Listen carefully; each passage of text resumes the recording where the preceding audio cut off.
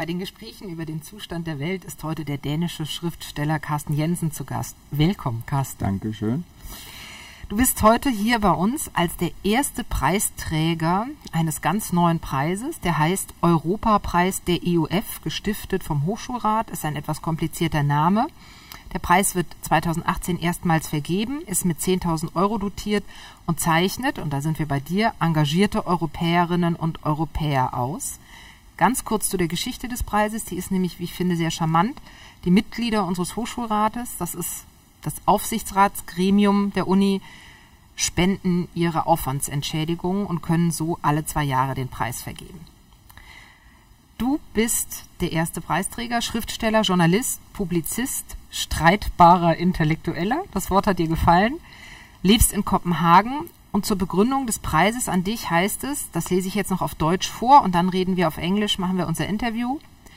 Mit der Verleihung des Preises an Carsten Jensen würdigt der Hochschulrat der Europa-Universität Flensburg den grenzüberwindenden Humanismus in dessen Werk und seine literarische Auseinandersetzung mit den desaströsen Folgen von Nationalismus und Militarismus. Mit seinem Engagement für Toleranz und Dialog ist er aktueller denn je. Carsten, you have already received many prizes and prizes higher endowed, as for example the Olof Palme Prize, which beside you Kofi Annan also accepted. What does the Europa-Preis mean to you? Oh, it means a lot to me, not only because it's a German prize, and German is so central in the whole issue of the future of Europe, more or less the burden of carrying on with a united Europe into the future rests on German shoulders, I'd almost say, and French too, of course. But we live in an era of growing skepticism when it comes to the European Union. We live in an era where populism is on the rise everywhere, and in the same time we live in the era that we have no other name for than globalization. And I think that in globalization the nation stands no chance to keep its sovereignty, which means that democracy is threatened by the mighty uncontrollable forces of globalization. And if we want to resist this, growing trends of lack of equality in the world, the growing gap between the rich and the poor, if we want to keep some kind of control of our societies, we need bigger unities than the nation. And that's where the European Union comes in. We live in a historical moment where we more than ever need the European Union.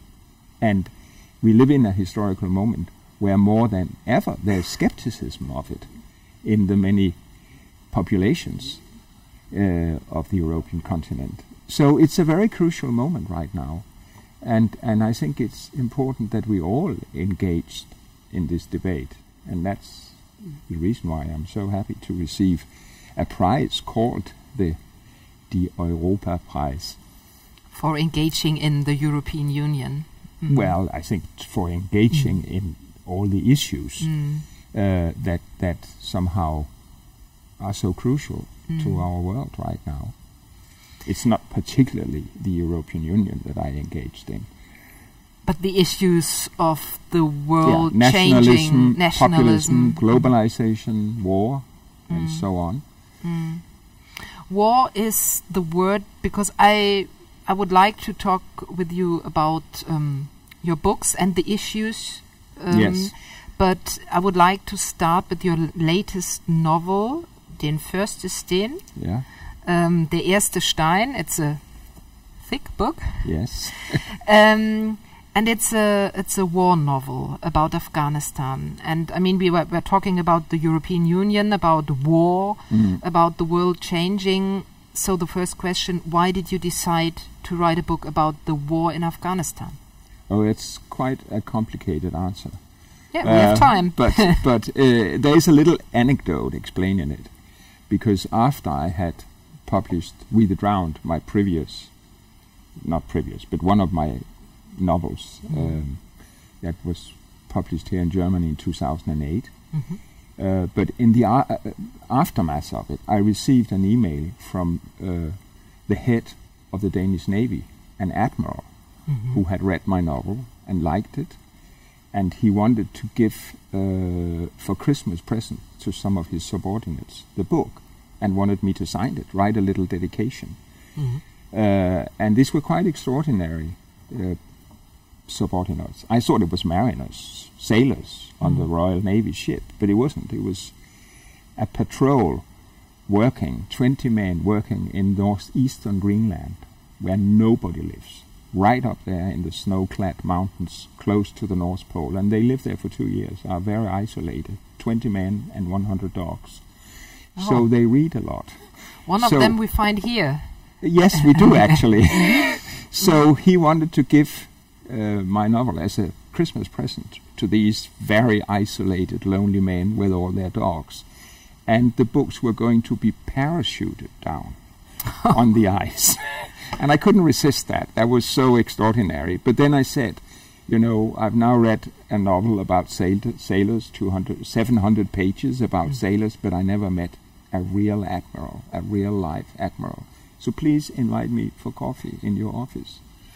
And I was picked up by a highly decorated officer, the very big torso full of medals, and he arrived in a fully armored dark green Mercedes and held the door for me when I stepped out of my house, and my relationship with my neighbors have never been the same ever since.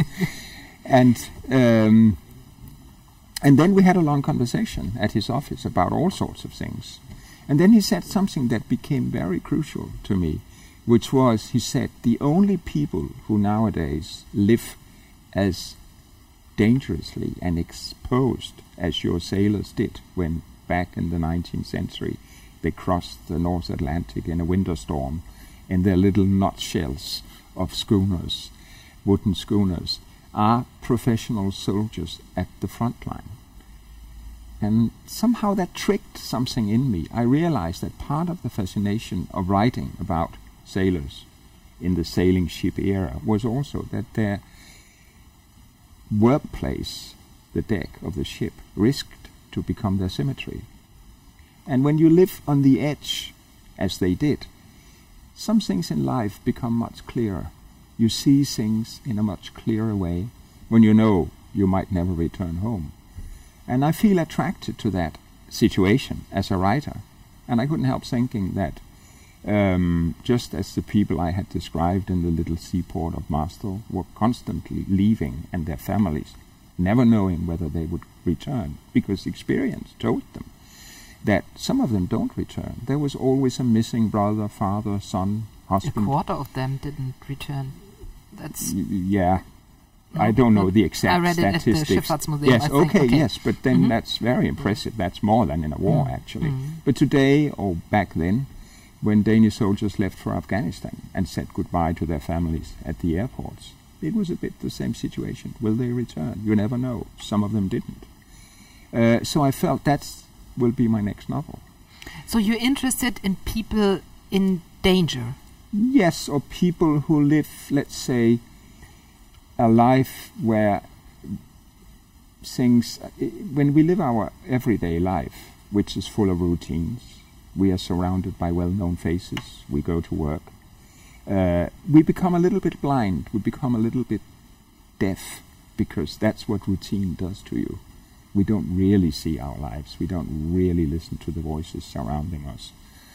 But this is, I think, the work of art. This is the job of art, to make things so clear to you, to give you back your eyesight, give you back your hearing. I traveled many years ago around the world, and I was in Indonesia too, and the Indonesians, who is a nation consisting of many, many ethnic minorities, have an artificially created language that they all share. And it's a very interesting language because it's full of wonderful metaphors. And their metaphor for traveling is to have your eyes washed. Okay. And you know, you think of your eyes like a window that hasn't been cleaned for a long time, and you can't really see what's going on outside anymore. And then all of a sudden the window cleaner comes along. And the window cleaner, in my eyes, is also the writer. So you're a window cleaner. In a way, yes, when it comes to seeing life. And so people in these situations, on the edge, are, they in a way, the situation itself cleans their eyes, washes their eyes, cleans the windows. So I am attracted to that kind of situations as a writer. You know, the funny thing wasn't that I had an attitude on the war in Afghanistan when I decided to write the book. Actually, I was... But you have been there many times. Yes, but I was actually in favor of it, because I was there right after the fall of Taliban, which was back in January 2002, early January. It was weeks after the Taliban regime fell apart. And I went there as a journalist, and I was very skeptical of the American-led invasion. But after having been there for a couple of weeks, spoken to a lot of Afghans, I turned around, because the Afghans all expressed joy that Taliban was gone. So I came around and left Afghanistan back then, approving of our invasion. And I do think back then there was an open window. Things could have changed, but we, excuse my language, fucked it up. Very much so. NATO and the Americans, lack of strategy, lack of knowledge, arrogance, ignorance, wrong allies, and so on. But I hadn't reached that point yet when I decided to write the novel. I was just interested in the situation of the because soldiers. Of the admiral's words. Yes. So you were interested, and you had been there. Yes, you I had been knew there. The country. I had been there. First time I was 19 years old. I was a hippie with hair down to here, and I was on my way to India to test all the drugs I could get near. But you found your way back? I found my way back, yes. And then I was there as a reporter in '88 when the Russians were there, the Soviet Red Army, and there was so much destruction, so many refugees, and so on. I didn't see much of it. I was with a Mujahideen group inside Afghanistan for a couple of weeks, and of course was very opposed to the Soviet-Russian presence, which was a huge disaster for the Afghans. Why did you go as a reporter to Afghanistan in '88? Have you been interested in reporting war or the country? Well, I was probably a bit attracted to kind of dramatic situations, I think. But it was also, it was two things. I read a book by Doris Lessing, the Nobel Prize winner, and she went in '87. She was very interested for some reason in Afghanistan, and she went and visited these gigantic refugee camps on the border in Pakistan, and she wrote a whole book about the situation of the refugees that touched me deeply. And the whole point of the book was nobody speaks about it. Nobody cares. Afghanistan, the war has just been going on and on. It's like the backside of the moon to us. And so I somehow felt somebody needs to go and tell the story. And then it turned out there was a Danish adventurer, I'd call him, who had been fighting inside Afghanistan for a year and a half with the Mujahideens against the Russian. And he had military experience, so he knew what he was doing and helped them. And all of a sudden the newspaper where I was freelancing got, actually as a columnist, not as a reporter, got back then it's fax from him saying, if you send a journalist, I can take him inside Afghanistan and show him things like they really are.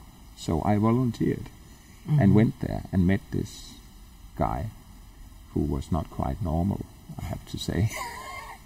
And we spent some weeks together with the Afghan Mujahideens inside the country. And so somehow Afghanistan stayed with me because it was very dramatic and it made a huge impression on me. And that's why I did again volunteer just after the fall of Taliban as a reporter to go there. But I mean, I've always had, being a writer, I always had very free hands as a reporter. I was never a traditional news reporter. I could do whatever I wanted to. I could write however I wanted to. I could engage, I could take sides. Nobody protested and said, you're a journalist, you have to be objective. You can't take sides. But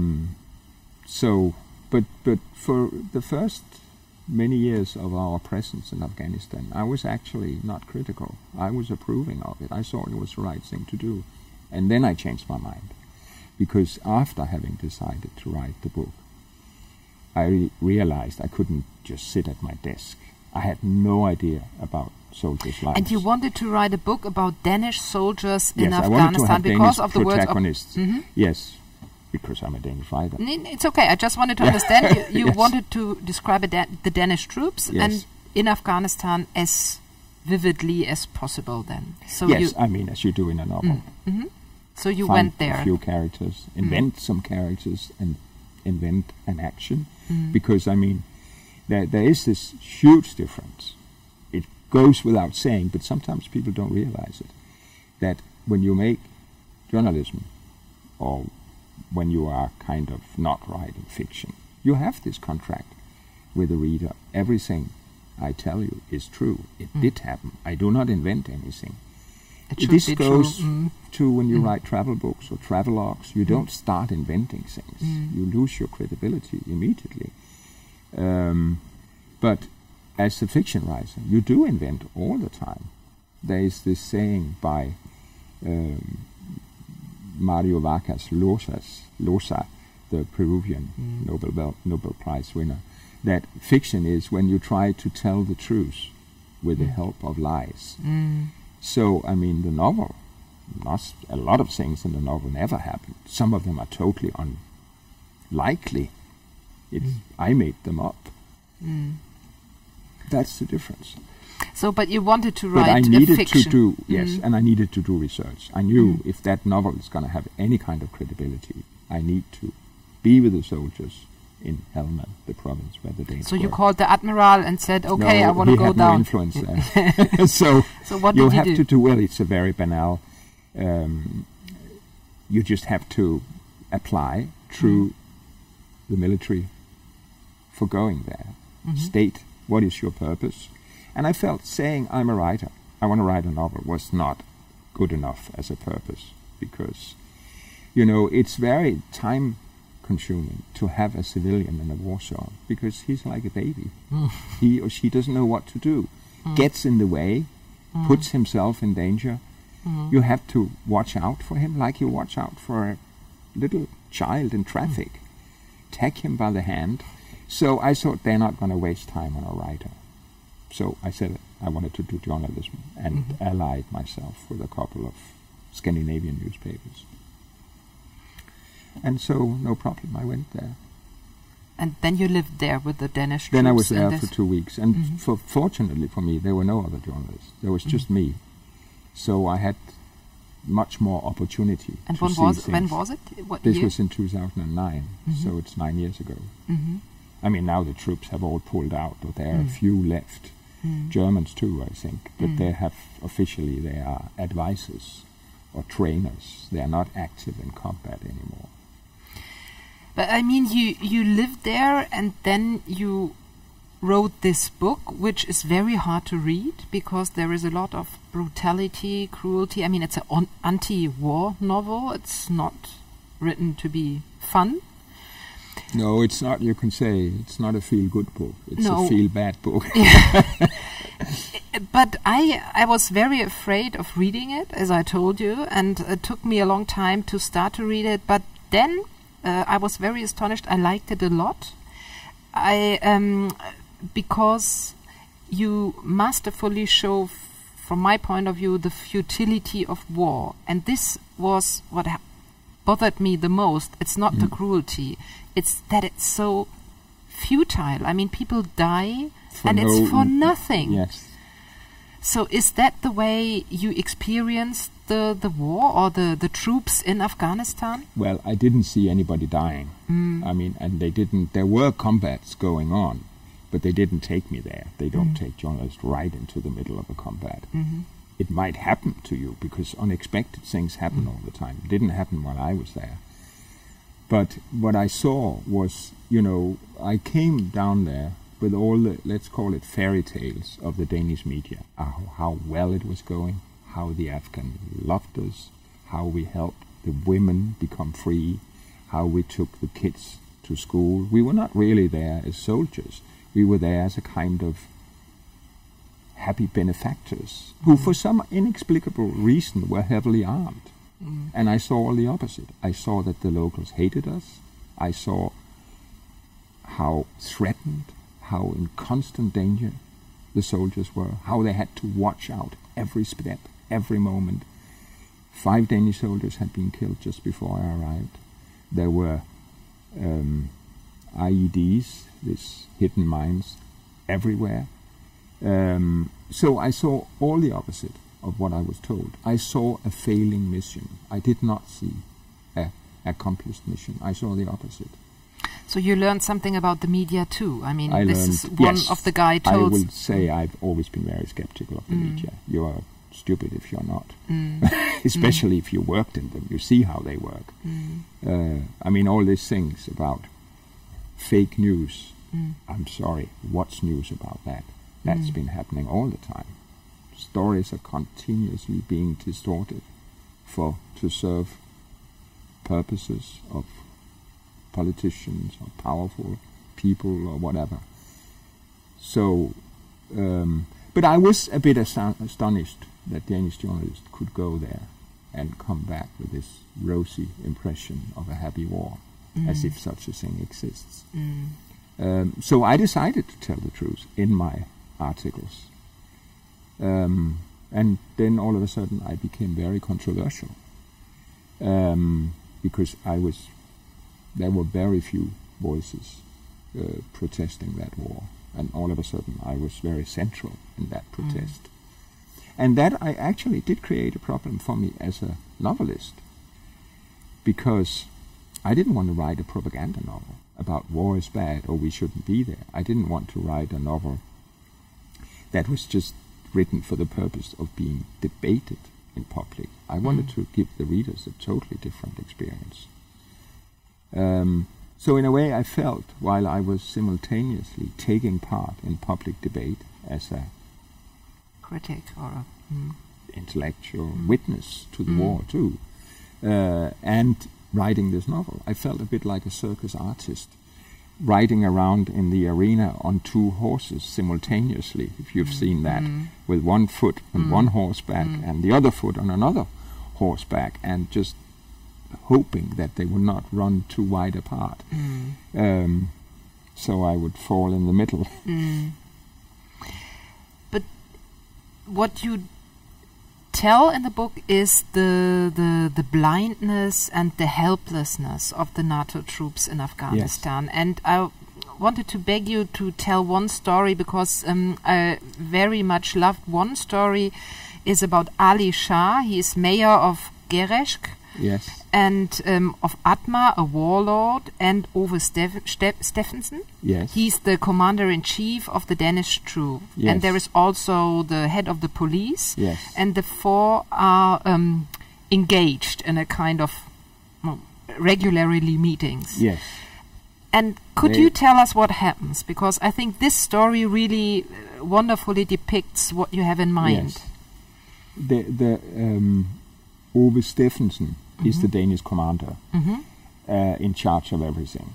And he's not kind of the traditional soldier.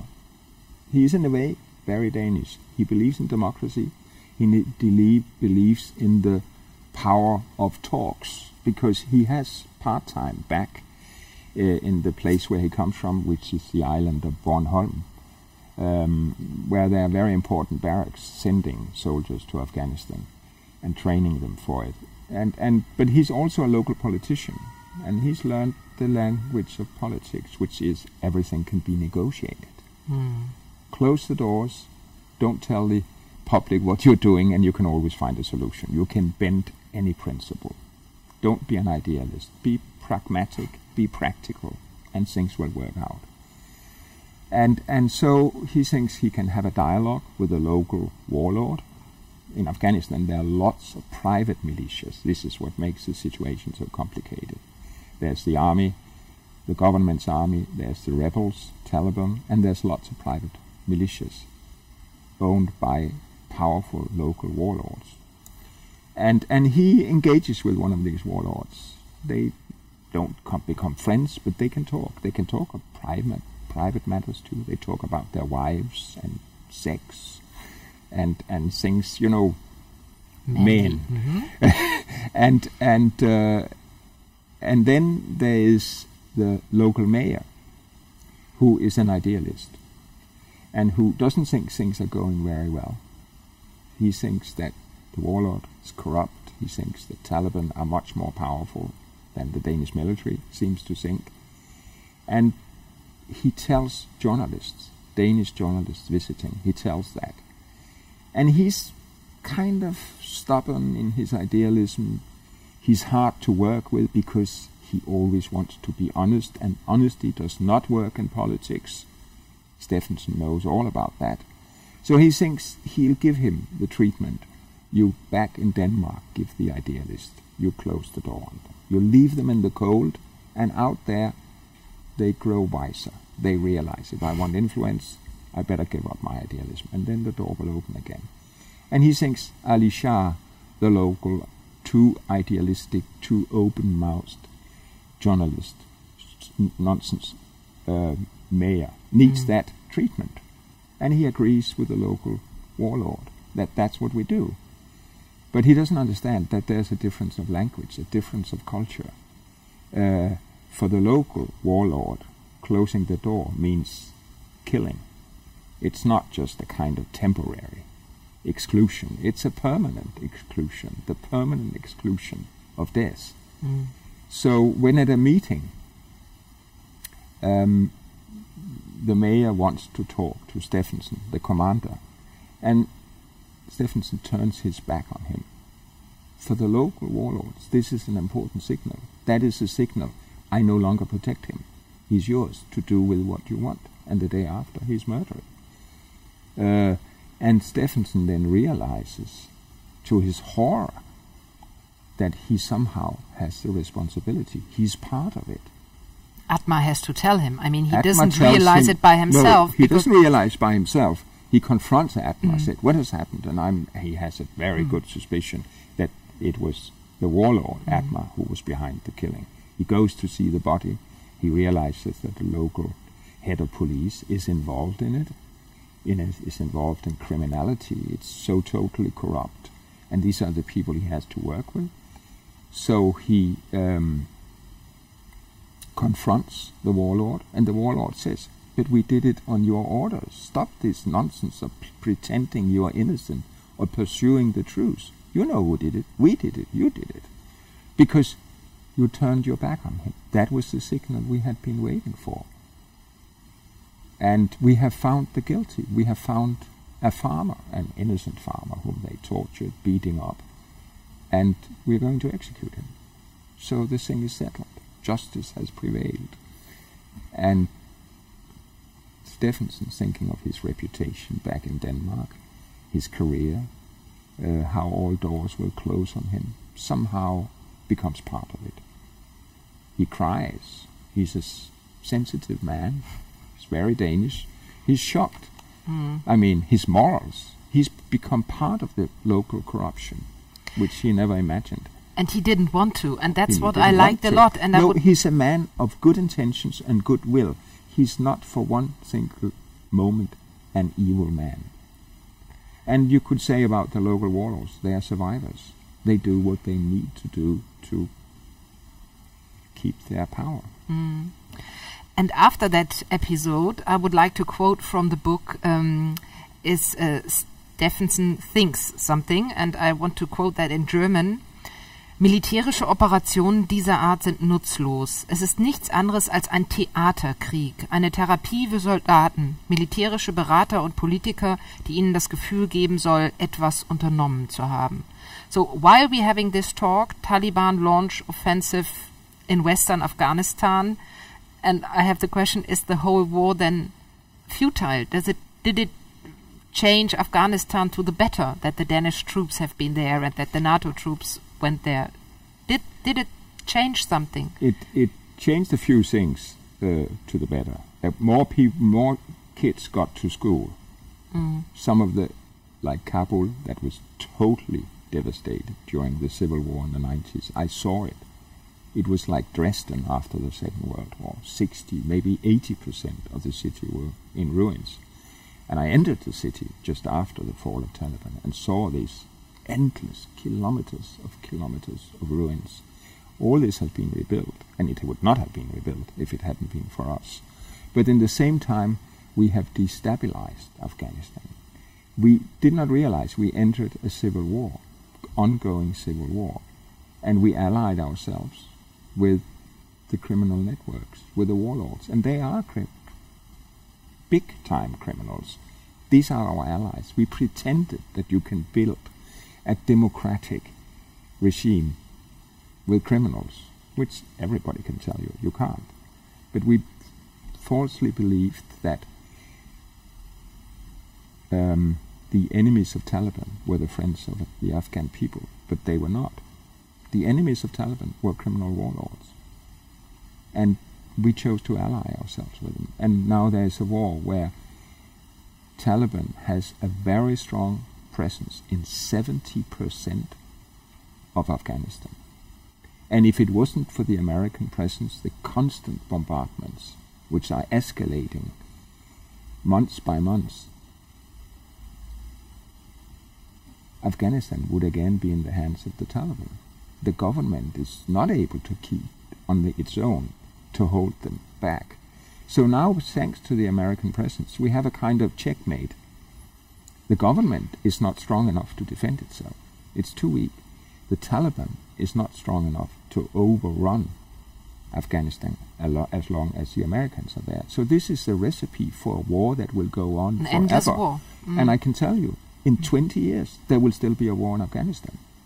And probably by then, Taliban will control 80, 90%. But the Americans will still be bombing, killing thousands of people. The Taliban will kill other thousands of people, and so on. It's a recipe for total tragedy and disaster, and we are part of it. But you show Afghanistan as a country without a state. Of course, there is no state. There is no rule of law. There is only the law of violence and brutality, of criminals, as you just said. And you make very clear that war can't be a solution, and that can't help. That war does not implement democracy. I mean, how should it? Mm-hmm.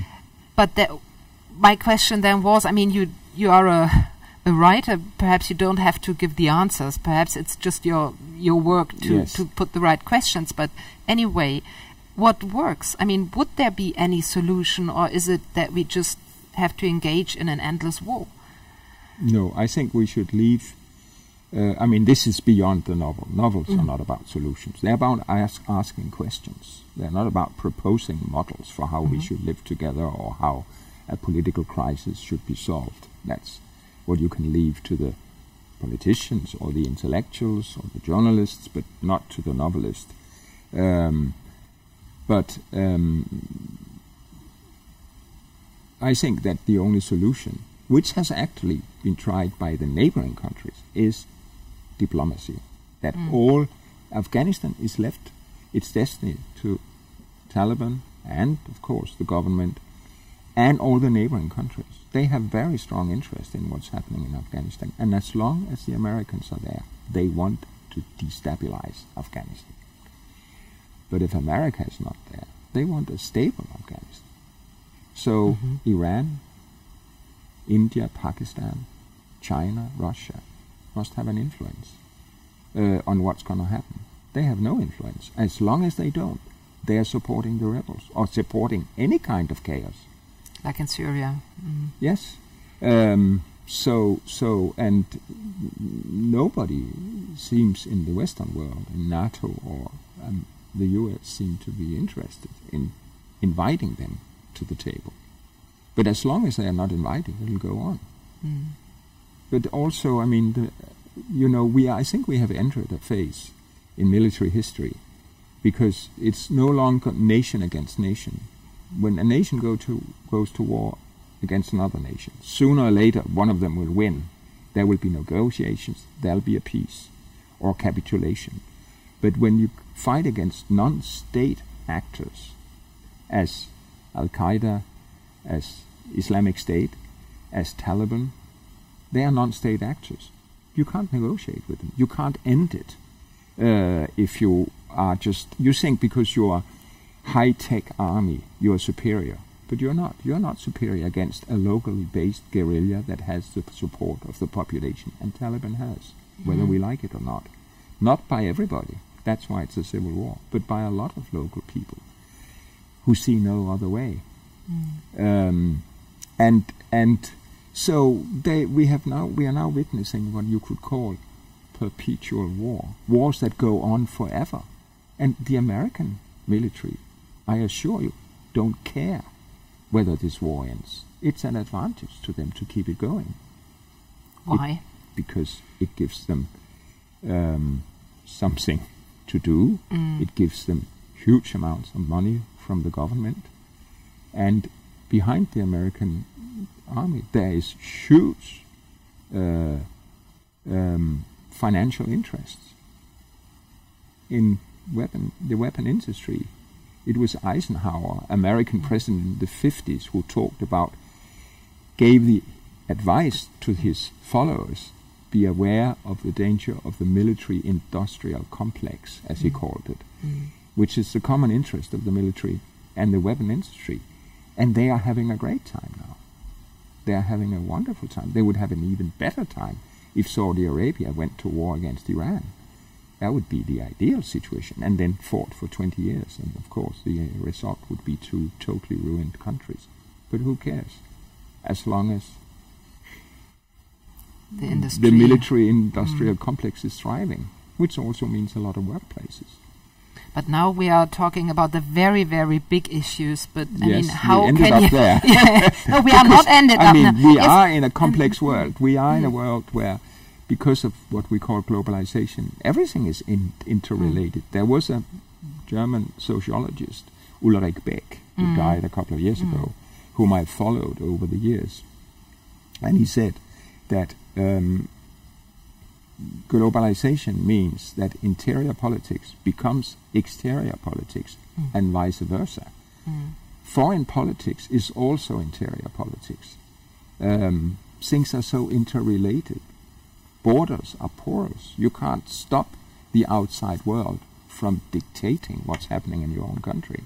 There is no law against it. There are no border guards that can stop financial powers, for example. And then we come back to why I think we need the European Union to be much stronger than it is. Much stronger. And much more democratic too, of course. I would, before we talk about the European Union, I would come back to your novel, because we have been talking about the Danish troops, but your novel is divided into two parts. Yes. And the first part is the description, or most time the description of this Danish troops, but then comes Khyber. Another character enters. Yes. Enters, and he is a Danish guy Actually, this is a bit like a thriller. Yes. He is a secret agent for the Danish Defense Ministry, for the Danish military. And he has Afghan parents, but was born in Denmark, and feel in some ways divided between his Danish and his Afghan identity. He drinks alcohol. He has many girlfriends. He's not a good Muslim, but still he has his Afghan roots. So he's ideal for this job. And his boss once says to him a very interesting thing. He says to him, when you talk about the Danes, you never say we. You always say they.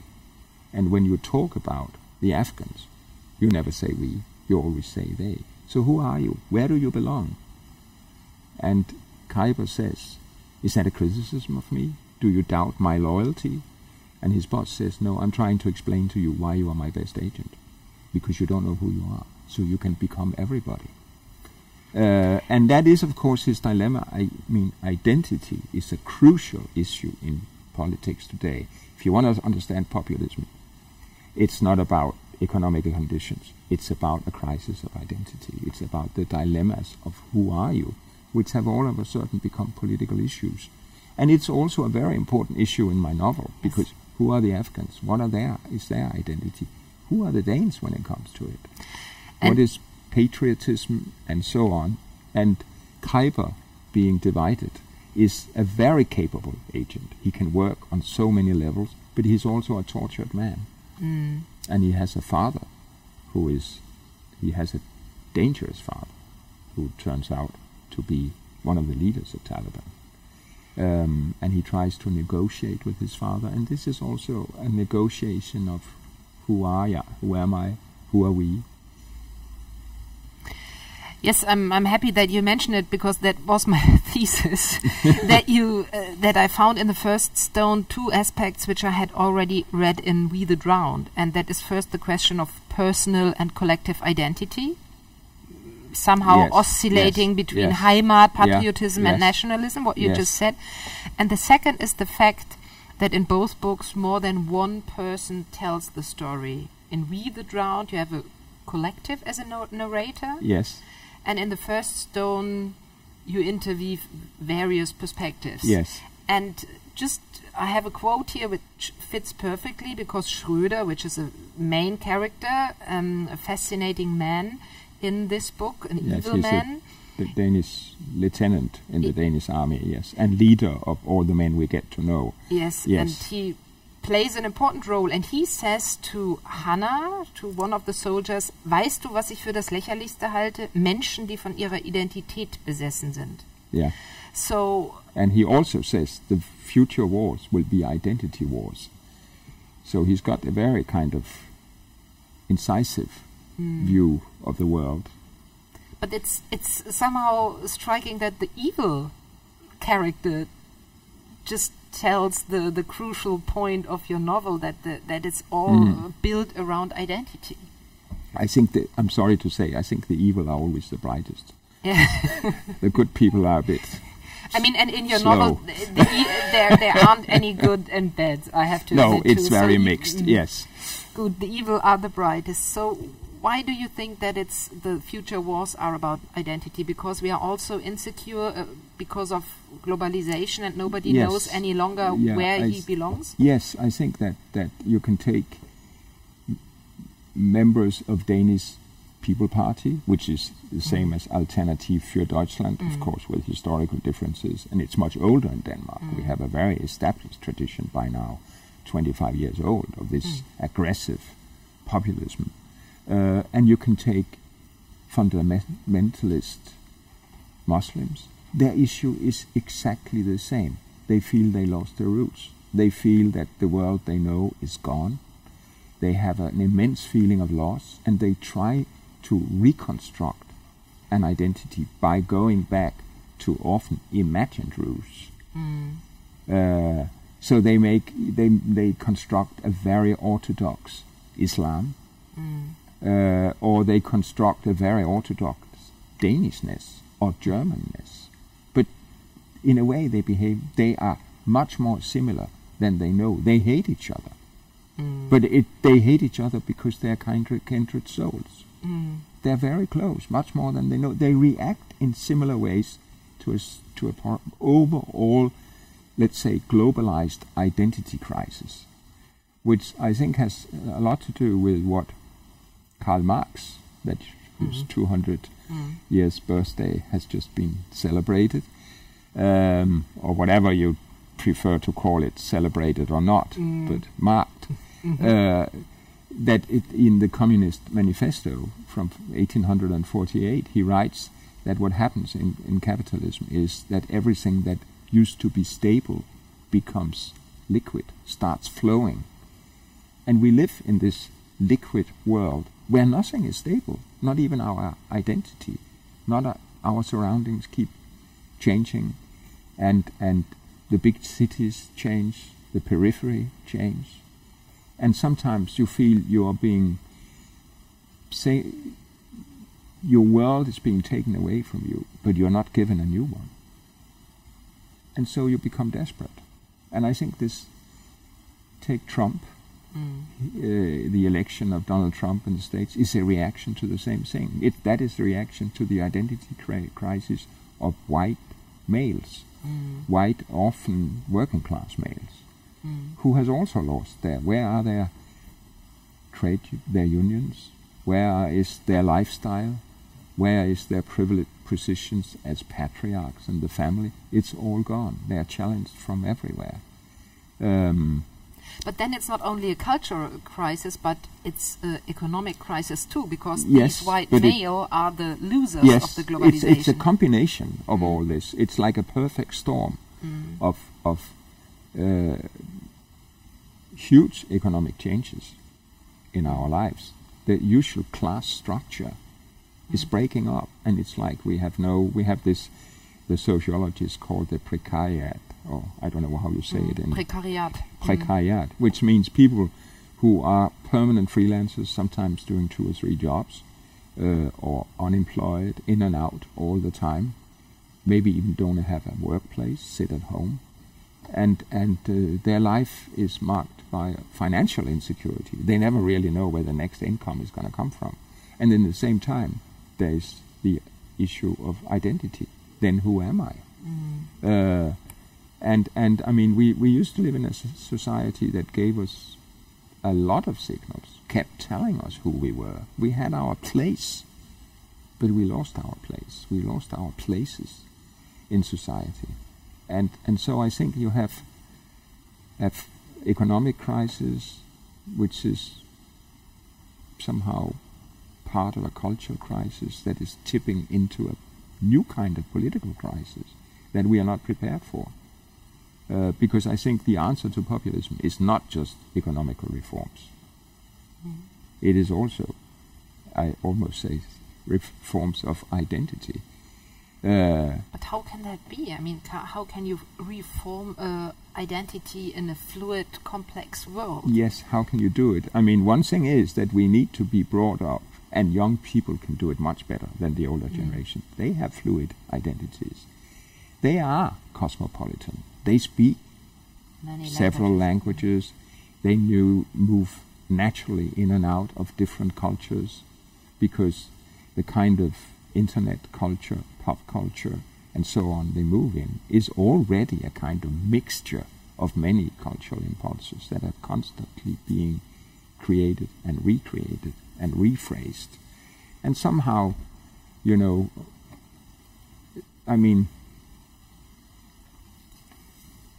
if you go back a couple of generations, we used to sit there with our newspapers, which were newspapers that confirmed us in our opinions, because they were party newspapers. They were right-wing, left-wing newspapers and so on. And now they sit there with the smartphones, and everything is accessible. But we are told that this is not true, because we have these echo... What's the English word? Yes, I know what you mean. That then you only look for things that, which is true too. I mean, the internet is a complex phenomenon, but you can also go on only for your own opinion. Yeah, you can go on an adventure, surfing, a wonderful word. You can surf the big waves of globalization on your smartphone. But Ulrich Beck again, in his last book, published after his death, which I read in English, sorry. But the title is Metamorphosis, and he writes about this, the young ones. And he describes the rest of us as a kind of Neanderthals when it comes to this new world in which they feel so much at home. But he also says that they are a kind of side effect generation, that what characterizes them is a side effect of the technological development. I mean, smartphones and so on. But he uses the word of his book, Metamorphosis. He explains the difference between change and metamorphosis. And change is when a lot of things change, but you can still understand them. The concepts you have to understand your world are still intact. They can still tell you what's going on. Yes, the world is becoming another world, but you still have the tools, intellectual tools to understand it. But metamorphosis, he says, is when your ideas, your concepts are no longer valid. You have to rethink the whole world and your relationship with it. and he says that is a hopeful moment. You could see it as a disaster. You could interpret now and the future and the climate changes. He's very much into the climate changes because they're going to have such a huge impact on our lifestyles. He says you can interpret all that as a disaster, a catastrophe, or you can see this catastrophe, this is disaster, as the big chance to rethink everything, to create a new world. And I think you need to be, it's very easy to be a pessimist. But I think you have a kind of moral duty to be an optimist. Act like an optimist. Yes, not an optimist in the sense, things will work out in the end by themselves. No, they will only work out if you act, if you do something, if you engaged, and the rest of us do. But I think we are in this dilemma, which an Italian thinker, Antonio Gramsci, who was the founder of the Italian Communist Party, and he ended his last 11 years in Mussolini's prison, where he died. And he smuggled out his thoughts written in little notebooks. And in one of these notebooks, he makes the phrase, pessimism of the intellect, optimism of the will. And I think in a way that is our dilemma today. But I also feel, and this is, I don't think it's private, even though it sounds like it. If you are a parent, if you have kids, you have a duty to be an optimist. Why did you otherwise give life to them? If you were going to say, the world is going, down the drain, this is going to end badly, then you can't have children. If you have children, you must believe in the future. And not just believe, but act. Act to change accordingly. It somehow. Yes. To come back to the novel, what I liked in the Read the Drowned, you had this kind of collective narrator. This is like a choir of different voices. Exactly. And in this book, you have Khyber, which in himself is a mixture, and it's another perspective. So I thought that your aesthetic solution, or the way you deal with nationalism and this reconstruction of a very harsh identity, is that you interweave different perspectives, that that people must be able to articulate their different voices, perspectives. Yes. Is that true? Yes, I think what interested me was, there is a little prologue which is about tombs. Who are in the tombs? Who were we before we died? What is our reputation? What is left? And there's a time about this Schröder, now we reveal the bright evil man. The bright evil man, yes. He used to be a creator of computer games. That means he sees the world as ever-changing situations where you have to place yourself and take advantage of them. He doesn't see it as good or bad. He doesn't see it as evil, as right or wrong. He just sees it as a continuous flow of situations where you have to place yourself. And it's a game. For him, life is a game. Would you agree with him? Let me continue. Okay. And so there's a time Khyber says, if we ever kill him and bury him, we will need a whole cemetery for his graves, because he had so many identities. He could be anybody. He changed constantly. And I think that is a modern condition, that we have many identities available. We can be many people. And we have this word about our outlook at the world. We talk about individualism. That is what we celebrate in the West. Individualism means that which can no longer be divided, like the atom. Having individual integrity means you can't be divided into different persons. But I think we live in an era of what I will call individualism, where we can be divided. And Schröder is an extreme expression of that. And I was a little bit inspired by the French poet Rimbaud, who is one of the kind of fathers of modern poetry. And he said something about himself. He said, "Je est un autre," I am another. And he made a grammatical error, because he should have said "je suis," the first person, "ich bin." But he said, "Ich ist ein anderer." And it was not a grammatical error, because he saw his own I as not first person, but as third person, something he had a distance to, that he could change. And he did. When he was 19 years old, he was an accomplished poet, and he became a weapons dealer in Ethiopia and never wrote a poem again. He became a totally different person. And so Schröder is modeled. I've given him the eyes of Rimbaud. I've given him Rimbaud's very beautiful lips. And he constantly, and nobody has discovered, he constantly quotes Rimbaud in between his lover. He has a lover, a female soldier. Heine thinks that he is somehow a bit delirious, or has he smoked, or what's happening to him. But now he's just quoting Rimbaud. And I went you through wouldn't expect that. went through the writings of Rimbaud, which are so visionary. I mean, you can read so many things into them. And he says things about war and about Europe and the rest of the world that is totally true today. And he calls himself a tramp warrior. I mean, a warrior that belongs to nowhere, who doesn't belong to any particular army, who can change sides whenever without feeling as a traitor, but more as a tramp.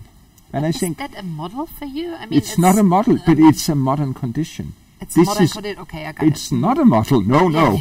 But it is a modern condition, which I think that we have this thing that Ulrich Beck talks about, that we don't have no longer have concepts that are somehow adequate for what's happening to us, for what's happening to this modern, hyper-globalized, hyper-fast-moving world, hyper-changing world. I think this is in a way also an attempt to rethink what is war.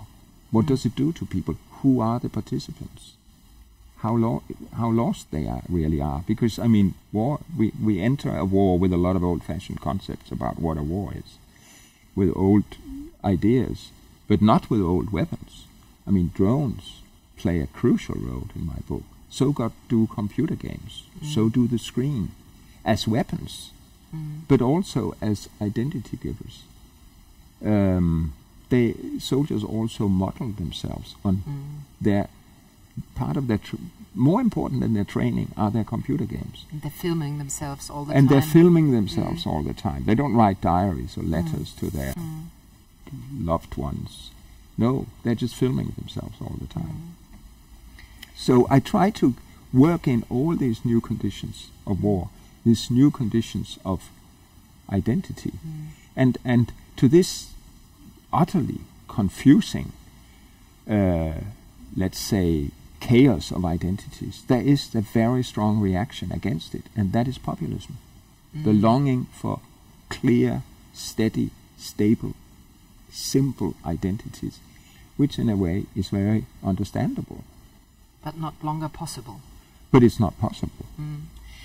I found one quote which perhaps I interpreted it as an attempt to find a way out of this dilemma, and this is Khyber at the end of the novel, and he says he stands there and he's looking to the hills or the mountains, and then he says, "O könnte die Welt nicht einen Augenblick frei sein von all diesen Bedeutungen, die wir ihr beimessen, nur blank und sinnlos, wo ein Stein nichts anderes ist als ein Stein, ein Berg nur ein Berg." I thought this could be that you are reception. I mean, you just take the world and you don't have any concepts. Yeah, I mean, the situation is he's sitting with a young Afghan boy, and they're sitting on the border.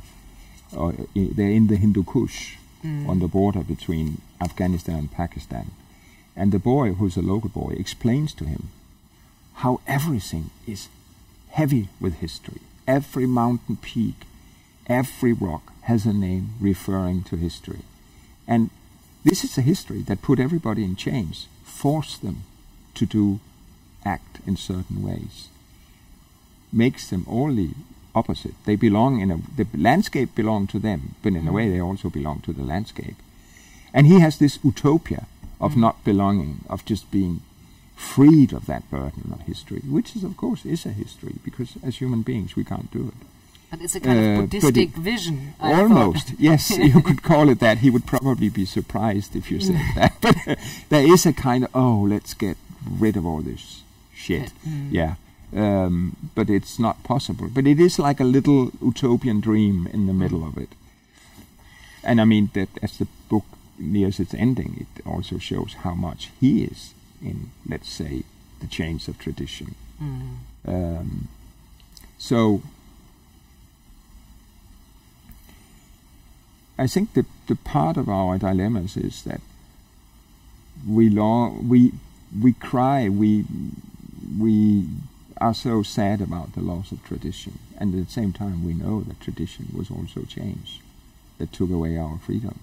But the freedom has also become a burden. There was this German psychologist, Erich Fromm, who wrote back in the late 30s a book about Nazism, which he called The Escape from Freedom, which was about how the freedom was a burden that made people become Nazis because they couldn't carry that burden on their own. They wanted a stable identity. They didn't want freedom. And there's a part in one of the Greek myths. There's the story of Hercules, and he has all these things he needs to do, ordeals. And in one of them, he needs the help of Atlas. And Atlas is the figure that carries the whole world on his shoulders. And he's tired of that. He doesn't want to go on doing that. And here comes Hercules. He's strong. So he says, I'll help you if just for 2 minutes you will carry the whole world on your shoulders. And he has no intention of returning. So there is Hercules left with that heavy weight, his legs shaking. And he somehow, because he's not just strong, he's also very clever, he manages to trick Atlas back. But in that moment, before he has tricked Atlas to return, that is us, in a way. We are, because tradition is gone, the state doesn't take care of us as it did before, all the old stable identities have evaporated, are gone. So we are, in a way, like Hercules, left with a burden of the whole world on our single, weak, individual shoulders. And then somebody comes to us, like Populist, and said, I'll help you carry it, because you're German. So all we Germans will carry this burden of the world together, instead of you standing there on your shaky legs. Or they'll tell you something else. They'll tell you we are Christians, we are Muslims, or whatever. There are all these people who promise us to free us from that immense burden of somehow orienting yourself, finding your own way in a chaotic world. But how can you counter them? Counter them? Yeah, what can you... Yes, I do think we need help to carry the burden of the world. We can't be left to ourselves. We are social creatures. That is the essence of being human. If we were not social creatures, if we were not capable of empathy, of cooperating, of altruism, we wouldn't have societies. Societies are not jungles. And I think in many ways the free market is useful for many things. But it's also very dangerous, left to itself. Then it is the jungle. We become wolves to each other. So we need to create models for living together that somehow engages the good parts of us, our empathy for others, our willingness to help, to give a hand to those who need it, our compassion, and so on. And we need, in ways we have done before, to start planning the future, which we have totally given up on. That's become an unknown territory. There was Virginia Woolf, the English writer, said, the future is dark, and that's always been interpreted as if it means something pessimistic. But there's an American feminist, Rebecca Solnit, who reinterpreted it, and she said, no, it doesn't necessarily mean that the future is sinister or bad things are going to happen. It just means it's unknown. And because it's unknown, it gives us the possibility to shape it, to create it, to influence it, to be part of it. And I think that's the way we need to think. That means to develop visions, yes, for example. Yes, I mean, the how climate the future change, could be. the climate changes forces us to have visions. Because if we just pretend it isn't happening, as a lot of politicians do, or only want to make small changes, then we are not going to be here in a couple of 100 years.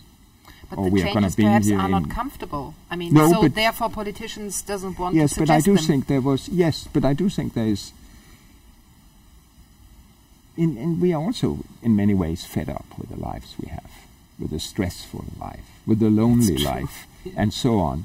And I think you could make it. And we are so fixated with our well-being being identical with economic growth. Economic growth has become the mantra. It's become a kind of monotheism. Like, we have monotheistic religions and we have monotheistic ideas. Like communism is a monotheistic idea, so was Nazism. And in a way, neoliberalism is a monotheistic idea about there's only one way into the future. For the Nazis, it was race. For the communists, it was an egalitarian society, and for us it's economic growth. That cannot be disputed. But could there be happiness that wasn't intimately linked to economic growth? Is there a chance of human welfare that has not got to do with how much we possess, how much we consume, but how we act together? I think there is. And I think most people instinctively know there is. But that's a new kind of language we have to invent. And like Hartmut Rosa, a German sociologist, he just invents it. And he coined the word resonance. Yeah. For if you are in resonance, if you have this kind of feeling being tied together with other people or with nature, then you are happy. It's not only economic growth. So we have to just discuss where in this mosaic we have discussed now the European Union fits in. Yes. Because you said we need the European Union. Yes. Why do we need it? If we have this kind of fluid identity, we have big crisis, we need to invent us and the future in a new shape, new form. What is the role of the European Union? I think that, we actually had a very interesting debate about globalization just before 9/11 in 2001. And there was a kind of globalization groups. It was called ATTACK. And it was, in a lot of places, it was growing and it died overnight at 9/11. Somehow it was silenced. But I remember back then the debate, which was like anti-globalization, which I think is wrong, because it's like being anti-reality. It is a reality. We can't change it. And nationalism is a desperate attempt to stop it, but it's a futile attempt. They will be overrun by the juggernaut of globalization. But you could go for what I would call a law and order globalization, a regulated globalization. And individual nations can't do that. But the European Union could be part of it. It's already to some extent part of it. But it has a lot of problems. I mean, with democracy, with short-sighted politicians who are still very much into this economic growth thinking. A politician like Juncker, Jean-Claude Juncker, is not a credible. He's very bad for the European Union. I mean, congratulating Orban in Hungary with his victory. What is he thinking of? But I do think the European Union has the potential. We are, when it comes to number of people and economic force and political force too, if we want to, we could be a force for a better world, for a kind of law and order globalization. And I think that's the real perspective. But therefore the European Union has to be reformed as well. It has to, yes, it has to. And of course it's not being reformed by by EU skeptics And you have a lot of politicians who these days are not very brave, because the only thing they're concerned about is being re-elected. That's what keeps them awake, not the problems of their country, or the planet for that matter. And we need to, I think we need another kind of politician than the one we have. They grew up in a very stable system. They grew up a system with no big challenges. They grew up in a system where they just wanted to adjust things, like a well-working machine that needs once in a while a bit of oil or a screw to be tightened. And we had, I mean, lately you had it here too in Germany, this politics of necessity, which was the reaction to the financial crisis. And the big problem with the financial crisis, the way it was handled, was that powerful forces invented the myth that it was caused by the state, by the welfare state, spending too much. No, it wasn't. It was forced by speculative financial capitalism that should have been reined in, that should not have been helped, but reined in, forced, very authoritarian, I'd say. And instead, it was the citizens of the welfare state that had to pay the costs for this wild speculation, as social speculation. And that's part of the problem. You had this austerity politics, I think it was called in Germany, and which spread all over Europe. Yes. It's still on. But that's, I think, a fight that should be fought within the European Union, not against it. And you have, I mean, you also have, in some countries, in Denmark, you have a left wing that is very skeptical of the European Union, as is the extreme right wing. And in the UK, you have Jeremy Corbyn, who in many ways is a very positive figure, but who's also got his ambivalences about the European Union and Brexit. And then you have Macron, who is a real spokesman. Angela Merkel, who is right now a kind of not so militant spokeswoman, but who has in many ways, when it came to the refugees, been a force for good, I think. Then she cut that dirty deal with Erdogan in Turkey, which I don't approve of at all. But I mean, there are all these challenges. The refugee crisis, we call it, but it's really a political crisis, because we could easily take them in if we wanted to. But they will keep coming. The balance between the continents are changing, and this is thanks to war, economic poverty, but also to climate changes. We are beginning to see the effects now. And I mean, we have, for historical reasons, colonialism. We have a very close relationship with parts of Africa and the Middle East. And look what we've done in the Middle East. It's total chaos. It could have been the opposite if somehow we realized that we belong together, that we had in the end to find solutions together. And we are a continent which is demographically in decline. More and more old people, fewer and fewer young people. And then you have surrounded by continents that have more and more young people. And this is seen as a threat instead of as a possibility. I mean, if I was a politician saying these things now, that there could be a chance, a possibility with the young people in Africa and the Middle East, this would be my death sentence as a politician. I would never be heard from again, because if you talk like that, you're hopeless. Nobody will vote for you. But I can say it as an intellectual, because nobody needs to vote for me. But I do think there's a lot of challenges in the world that where the European Union is the right tool to deal with. But we need some real changes within the Union, but not the opposition to it. And we have to find the right politicians then. That's a way how to grow them somehow. Yes. But okay, we have to reform the EU somehow to meet the challenges, but don't be against it just because it's not as perfect as it could be. No. I mean, what is this saying that sometimes the best is the enemy of the good. And there are many good things in the European Union, and we all know it. We on a daily basis benefit from it, and I think sometimes we need to be reminded of that. Thank you for that, and thank you for being here, and thank you for that talk. Yeah, thank you for inviting me.